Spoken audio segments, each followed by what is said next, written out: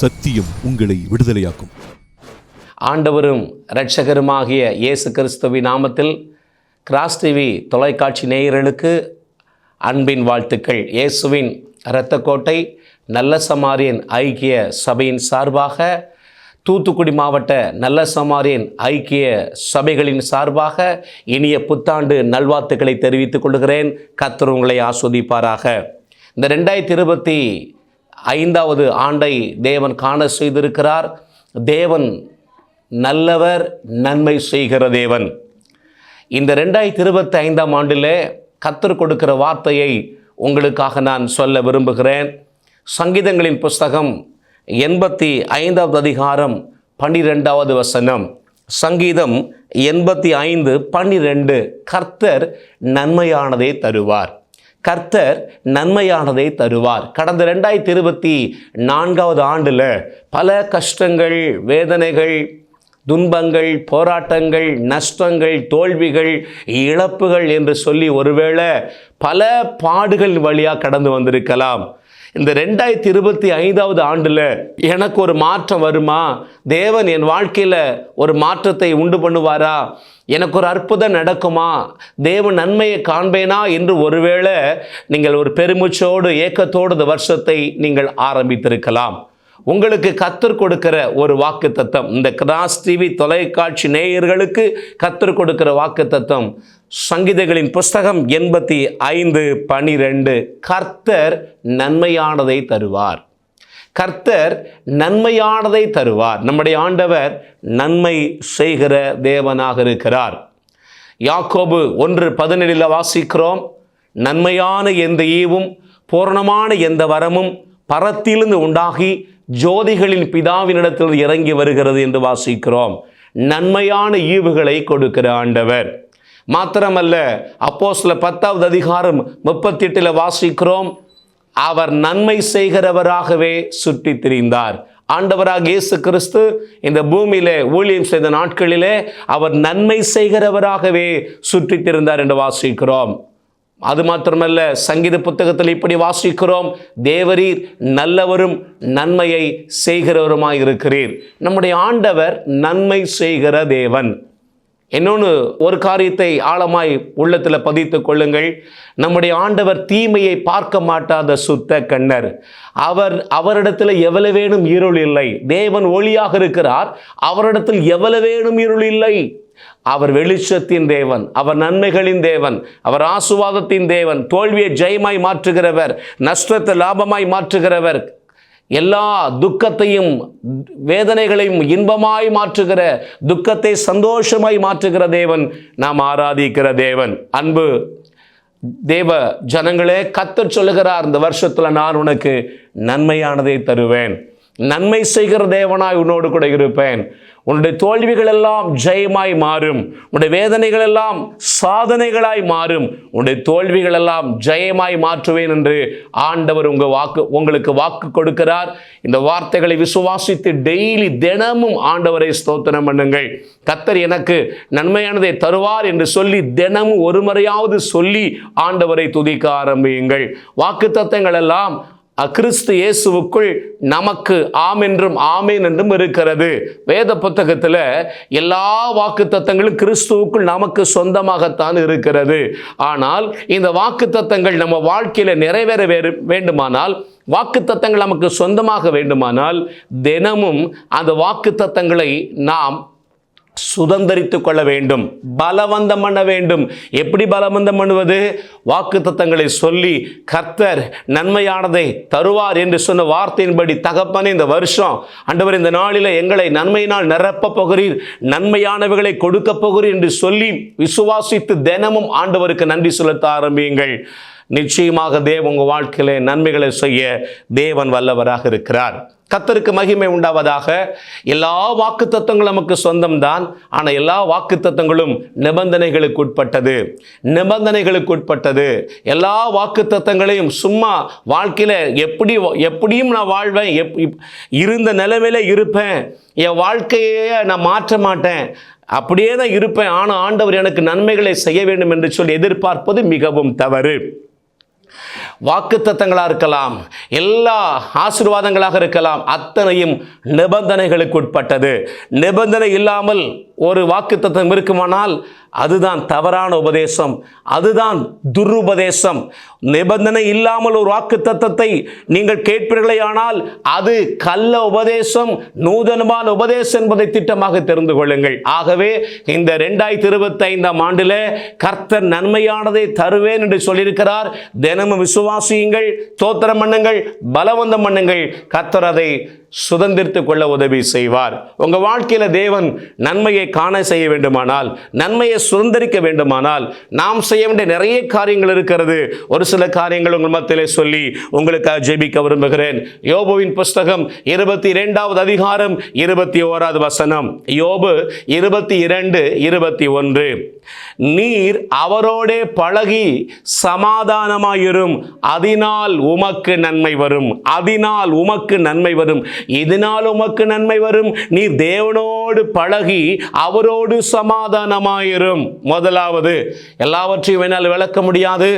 முதலாவது, உங்களுக்கும் தேவனுக்கும் சரியான நிரந்தரமான ஆழமான உறவை இந்த வருஷம் காத்துக்கொள்வீர்களேயானால், வளர்த்து கொள்வீர்களேயானால் நீங்கள் நன்மைக்கு தப்பவே மாட்டீர்கள்.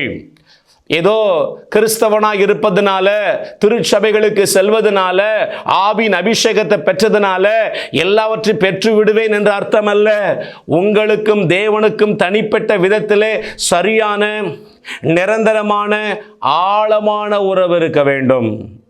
யோவான் 15வது அதிகாரத்திலே நாம் திரும்ப திரும்ப வாசிக்கிறோம், ஒருவன் என்னிலும் என் வார்த்தை உங்களிலும் நிலைத்திருந்தால் அவன் மிகுந்த கனிகளை கொடுப்பான். ஸோ தேவனோடு நிலைத்திருக்க வேண்டும். என்னாலே அல்லாமல் உங்களால் ஒன்றும் செய்யக்கூடாது என்று சொன்னார். நானே மெய்யான திராட்சை செடி, நீங்கள் கொடிகள் என்று சொன்னார். ஆகவே முதலாவது, இந்த 2025 ஆண்டில் நன்மையானவைகளை கர்த்தர் உங்களுக்கு சொந்தரிக்க செய்ய வேண்டுமானால் தேவனோடு உறவில் நிலைத்திருக்க அர்ப்பணியுங்கள். அந்த உறவில் வளர உங்களை அர்ப்பணியுங்கள். இதை பெயரளவில் கிறிஸ்தவனாய் அல்ல, அந்தரங்க ஜீவியத்தில் தேவனுக்கு முன்னாடி 24 மணி நேரமும் அவரோடு சரியான உறவில் நிலைத்திருக்க தீர்மானம் எடுங்கள். Christianity is not a religion, it is a relationship. இது ஒரு உறவுக்கு அடுத்தது. கிறிஸ்தவம் என்பது மதம் அல்ல, அது உறவு. ஸோ 24 மணி நேரமும் தேவனோடு சஞ்சரிக்க தீர்மானம் பண்ணுங்க. கர்த்தர் உங்களை நன்மையினால் இந்த வருஷம் நிரப்ப தேவன் வல்லவராக இருக்கிறார். அது மாத்திரமல்ல, சங்கீதங்களின் புஸ்தகம் 34வது அதிகாரம் 12-13 வாசிக்கிறோம். சங்கீதம் 34:12-13 இப்படி வாசிக்கிறோம், நன்மையை காணும்படி ஜீவனை விரும்பி நீடித்த நாட்களை அபேட்சிக்கிற மனுஷன் யார்? நன்மையை காணும்படி ஜீவனை விரும்பி லாங் லைஃப், நீடித்த நாட்களை பெற்றுக்கொள்கிற மனுஷன் யார்? உன் நாவை பொல்லாப்புக்கும் உன் உதடுகளை கபட்டு வசனி காத்துக்கொள். நாவின் வார்த்தையில கவனமா இருக்க தீர்மானம் பண்ணினீங்கன்னா இந்த வருஷம் நன்மைகள் நிச்சயமாய் உங்களை நிரப்பும். உங்க பிசினஸ்ல நன்மைகள் வரும், உங்க குடும்பத்தில் நன்மையான காரியம் நடக்கும், உங்க பிள்ளைகளுக்கு நன்மையான காரியம் நடக்கும், உங்க சபையில நன்மையான காரியங்களை கர்த்தர் செய்வார். நாவை காத்துக்கொள்ள இந்த 2025 ஆண்டு தீர்மானம் எடுத்துக்கொள்ளுங்கள். நாவை பொல்லாப்புக்கும் உதிரைகளை கபட்டு வசனிப்புக்கு விலக்கி காத்துக்கொள்ள கவனமாயிருங்கள்.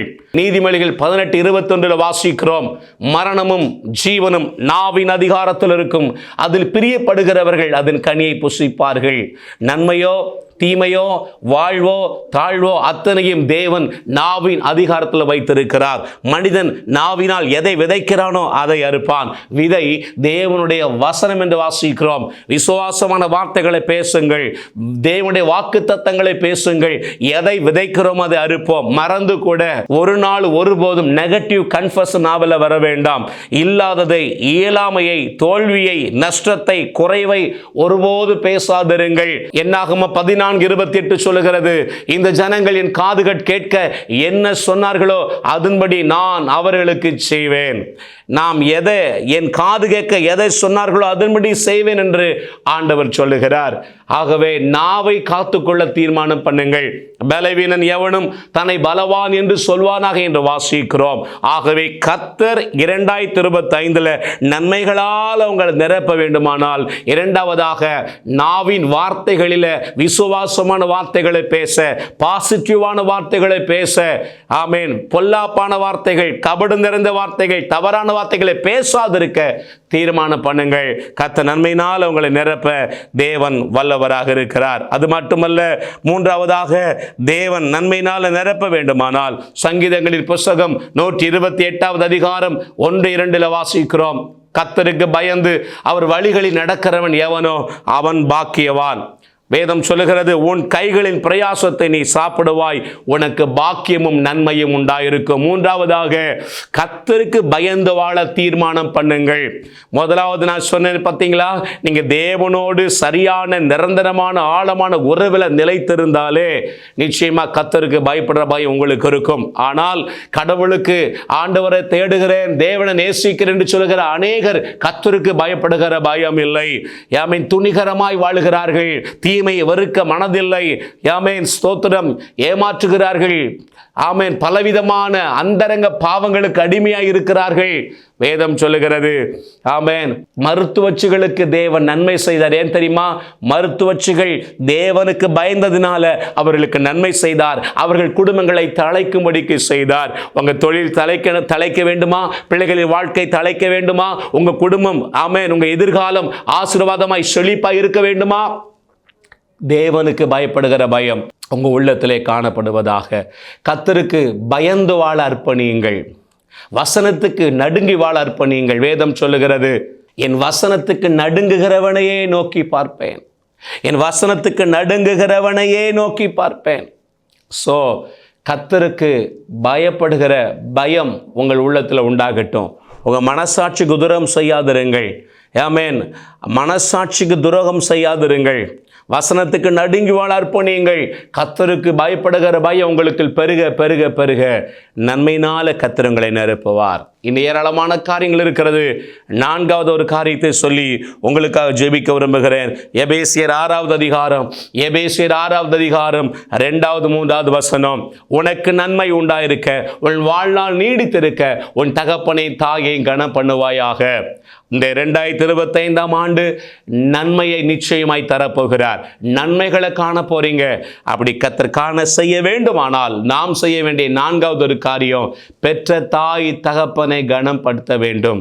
உனக்கு நன்மை உண்டாக, உன் வாழ்நாளுக்கு நீடித்திருக்க தகப்பனை தாயை கனப்படுத்துவீர்களாக. வார்த்தையினால கனப்படுத்துங்க, கிரியைகளினால கனப்படுத்துங்க. அவங்க வார்த்தையினால் அவங்களை காயப்படுத்தாதிருங்க. உங்களை பெற்றோர், ஆமென், உங்கள் நிமித்தமாய் சஞ்சலப்பட இடம் கொடாதிருங்கள். உங்கள் நிமித்த கண்ணீர் வடிக்க விடாதிருங்கள். ஒருவேளை அப்படி கண்ணீர் வடித்தால், உங்கள் நிமித்த பெற்ற தாய் தகப்பன் மன வேதனை அடைந்தால், அது உங்களுக்கும் உங்கள் சந்ததிகளுக்கு ஒரு நாள் ஒருபோதும் அது ஆசீர்வாதத்தை கொண்டு வர முடியாது என்பதை திட்டமாக தெரிந்து கொள்ளுங்கள். உன் தகப்பன் போதகத்தை தள்ளாதே, உன் தாய் வயது சென்றவர்களாகும் போது அவளை அசட்டை பண்ணாதே என்று சொல்லப்பட்டிருக்கிறது. அன்பு தேவஜனமே, நான்காவதாக இந்த 2025 ஆண்டில் நன்மையானதை கர்த்தர் உங்களுக்கு காண செய்ய வேண்டுமானால், நன்மையினால் உங்களை திருப்தியாய் நடத்த வேண்டுமானால், குறைவில்லாமல் நடத்த வேண்டுமானால், பெற்ற தகப்பனையும் தாயையும் கனப்படுத்துங்கள். பெற்ற தாய் தகப்பன் மட்டுமல்ல, சரீர பிரகாரமான தகப்பன் மட்டுமல்ல, ஆவிக்குரிய விதத்தில் உங்களை பெற்றெடுத்த ஆவிக்குரிய தகப்பன் தாயையும் கனப்படுத்த அர்ப்பணியுங்கள். தூசிக்காதிருங்கள், இகழ்ச்சியாய் பேசாதிருங்கள், விரோதமாய் செயல்படாதிருங்கள். அது உங்களுக்கு ஆசீர்வாதத்தை இழந்து போக பண்ணிவிடும். இந்த வார்த்தைகளின்படி வாழ அர்ப்பணியுங்கள். இன்னும் பல காரியங்கள் உண்டு. கர்த்தர் இந்த 4 காரியங்களின்படி வாழ நன்மையினால நிரப்புவார். இந்த 2025 உங்களுக்கு ஆசீர்வாதமாக இருக்கும். கர்த்தருக்குள் இருந்தால் உங்கள் வாழ்க்கை ஜெயமாய் மேன்மையாக இருக்கும். தேவன் உங்களை ஆசீர்வதிப்பாராக. உங்களுக்கு ஒரு நிமிடம் ஜெபிக்க விரும்புகிறேன். ஜெபிப்போம். கிருபை நிறைந்த அன்பு தகப்பனே, கர்த்தராகிய இயேசுவின் நாமத்தில் உம்மை துதிக்கிறோம். இந்த புதிய வருஷத்தை துவக்கி இருக்கிற பிள்ளைகளை நன்மையினால நிரப்ப போகிறேன். நன்றியப்பா. நன்மையினால நிரப்புவதற்கு உம்மோடு உறவில் நிலைத்திருக்க வளர உதவி செய்யுங்க ஆண்டவரே. நாவை பொல்லாப்புக்கு, உதடுகளை கபட்டு வசனிப்புகளுக்கு காத்துக்கொள்ள, விசுவாச வார்த்தைகளை பேச, அவிசுவாச வார்த்தைகளுக்கு இடம் கொடாதற்கு கிருபை செய்வீராக. ஆண்டவரே, உமக்கு பயந்து வாழ்ந்து நன்மை சோந்தரிக்க அணுகிறக செய்வீராக. தகப்பனின் தாய் கனப்படுத்தி நன்மை சோந்தரிக்க கிருபை பாராட்டுவீராக. நன்மை கிருபை சூழ்ந்து கொள்ளட்டும். மீட்பர் இயேசுவின் நாமத்தில் பிதாவே, ஆமென், ஆமென்.